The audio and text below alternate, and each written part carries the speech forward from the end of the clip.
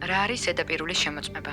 ზედაპირული შემოწმების დროს პოლიციელს შეუძლია მხოლოდ ტანსაცმლის გარე ზედაპირი შეგიმოწმოთ ხელით, სპეციალური ხელსაწყოთი ან სხვა საშუალებით.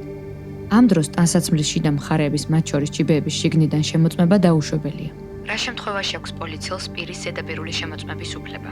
სამართალდამცავი ორგანოს თანამშრომელს თქვენი შეჩერება და ზედაპირული შემოწმება შეუძლია იმ შემთხვევაში, თუ არსებობს საკმარისი საფუძველი ვარაუდისთვის, რომ თან გაქვთ რაიმე ისეთი ნივთი, რომლის გადატანა შეზღუდულია, ან ეს ნივთი საფრთხეს უქმნის თქვენს, ან სხვის სიცოცხლეს და ჯანმრთელობას. იმყოფებით სპეციალური რეჟიმისადმი დაქვემდებარებულ ტერიტორიასთან, ან ობიექტთან 20 მეტრის რადიუსში. არსებობს საკმარისი საფუძველი ვარაუდისთვის, რომ იმ ადგილზე, სადაც იმყოფებით, იკრიბებიან საქართველოს ტერიტორიაზე უკანონოდ მყოფი პირები, იმალებიან ძებნილები, ან შესაძლებელია ჩაიდინონ სამართალდარღვევა. ზედაპირული შემოწმების სხვა მიზეზით ჩატარება არის უკანონო. ვინ ატარებს ზედაპირულ შემოწმებას? ზედაპირულად შეიძლება თქვენივე სქესის პოლიციელმა შეგამოწმოთ. თუ ადგილზე არ იმყოფება შესაბამისი სქესის პოლიციელი, მხოლოდ გადაუდებელი აუცილებლობის დროს შემოწმება შეიძლება დაიწყოს საწინააღმდეგო სქესის პოლიციელმაც, თუმცა მას ხელით შეხების უფლება არ აქვს.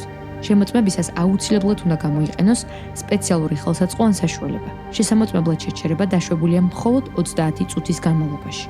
რა არის პირადი ჩხრეკა და რა მიზნით ტარდება იგი? ზედაპირული შემოწმებისგან განსხვავებით, პირადი ჩხრეკის დროს პროკურორს ან გამომძიებელს შეუძლია ამოიღოს საქმისთვის მნიშვნელოვანი საგანი, დოკუმენტი, ნივთიერება ან სხვა რამ, რაც აღმოჩნდება ტანსაცმელზე ნივთებში, სატრანსპორტო საშუალებაში, სხეულზე ან სხეულში. პირადი ჩხრეკის დროს შესაძლებელია ტანსაცმლის შიდა მხარეების, ჯიბეების და სხეულის დათვალიერებაც კი. თუ ჩხრეკის დროს აუცილებელია პიროვნების გაშიშვლება, ეს პროცედურა უნდა ჩაატაროს იმავე სქესის პირმა. თუ ჩხრეკაში ასევე მონაწილეობენ სხვა პირები, მაგალითად, სამართალდამცავი ორგანოს სხვა თანამშრომლები, თარჯიმანი, ექსპერტი, ისინიც აუცილებლად იმავე სქესის უნდა იყვნენ. რის საფუძველზე შეიძლება დაიწყოს პირადი ჩხრეკა?